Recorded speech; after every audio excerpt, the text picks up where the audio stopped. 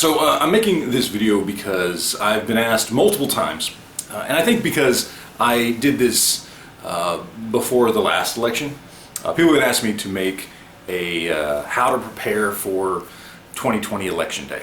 Kind of implying, you know, what could we see happen, how could things change, or could there be violence, could there be riots, and so I wanted to put this together to kind of give you guys my opinion on not only will anything happen afterwards, what kind of things I think might happen potentially based on what's going on right now, and how the election might turn out, and then also what you can do to prepare for those things. So first and foremost, I haven't been one of those people who's really been on board with the idea that you should really be afraid of what's going on right now in our country. There are obviously areas, Portland, Seattle, Chicago, Minneapolis, there are areas in this country where obviously if you live in those areas, you do need to be very aware of what is going on, because there are obviously BLM movements, there's Antifa riots, there's activity in these places, and it's been going on consistently for several months now. It's been pretty consistent, and you need to be careful. That being said, the majority of the country, there's really nothing to do or say about what's going on, because for most of us, like where I live, there's nothing happening. Now, I live in Texas. There have been things that have happened in Texas. There have been a couple of times where some riots and some protests got out of control. There's no doubt about that whatsoever. In places like Houston, Austin, and Dallas, it has happened over the last few months where things have popped off in certain areas at certain times, usually in ways that people can anticipate. And so for the sake of what we're talking about being prepared before the election, the idea is simply to be situationally aware, to know what's going on in your community, and to know if there is something you do need to be worried about. Now, that being said, depending on what happens on November 3rd, is there potential for more violence, for more riots, for more of these same types of problems we're already seeing? Could more of that happen? And I do think the answer is yes. I do think that, for instance, if Donald Trump wins, that you are going to see more activity in these areas that is already experiencing it, and potentially you could see activity in other areas as well. I mean, you look at Kenosha, right? Like, who knew what was going to happen there would happen, right? I'm sure nobody in Kenosha thought, well, I'm going to wake up tomorrow and my city's going to be on fire. So it could potentially happen where you are, I guess. Chances are probably not. Chances are most of the country, most of the communities and cities here are going to be just fine. You may see small demonstrations here and there, but I don't think there's anything to be worried about in some sort of mass civil war type thing that some people are genuinely concerned about. And I do understand those concerns. I do understand that there are things that are going on behind the scenes. I'm perfectly willing to buy into some aspects of some of these conspiracy theories, because I do think there's truth to them.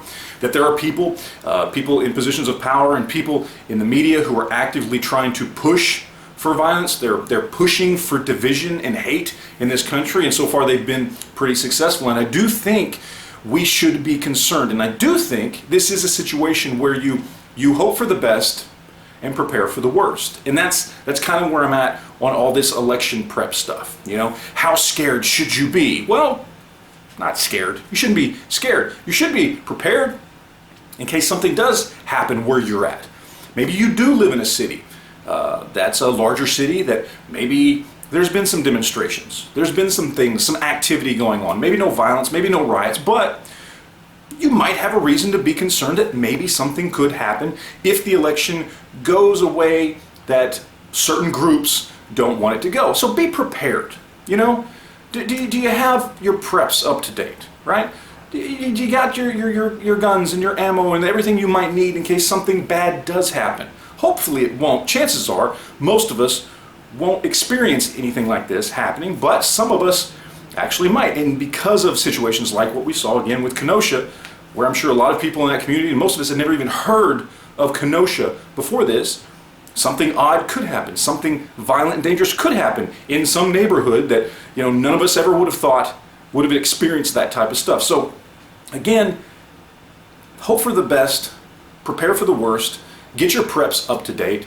Pay attention to what's going on around you. It's the expansion of situational awareness, right? Like when you go out and about, especially if you're like me, you carry a gun, you're a concealed carry holder, whatever it may be, you tend to be very situationally aware of what's going on around you. You need to expand that ideology and that sense that you have into your community. Understand what's going on. Pay attention to what's going on. Look for signs of things that might be happening in your area that could affect you or could affect your family. Pay attention to those things. Be situationally aware of those things. But don't panic and don't get scared, because chances are most of us are not going to be involved in any of this stuff whatsoever. Hopefully, right?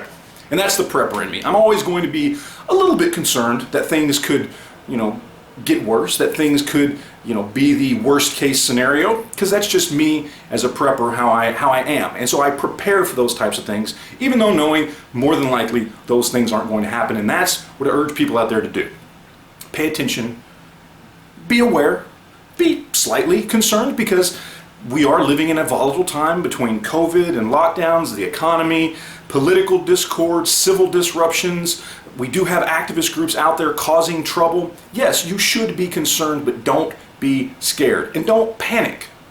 Prepare yourself just in case the worst case scenario does come to where you live.